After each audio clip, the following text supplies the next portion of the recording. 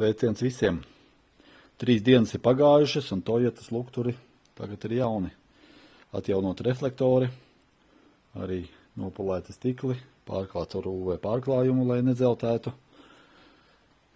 Iztīrītas drenāžas, lai viņi elpotu, lai būtu viss kārtībā, un tie arī otrs lukturis. Kā jauni. 3 dienas smaga darba. Gribēju vēl atgādināt tikai, šitas ir tāds reflektors mēs taisam ar šito iekārtu, bet gribēju atgādināt, lūdzu netaisiet paši. Es parādīšu pašdarbības variantu.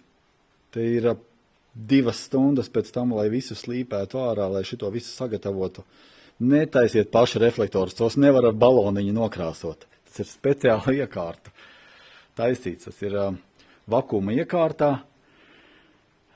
milzīgā vakumā, tur ir 1x10 -5 pakāpē torri, tiek pumpēts ārā šo difūzijas sūkņi, tur ir forvakuma sūkņi, tur ir ļoti sarežģīta sistēma, un tikai tad metāls tiek uzputināts lielā vakumā.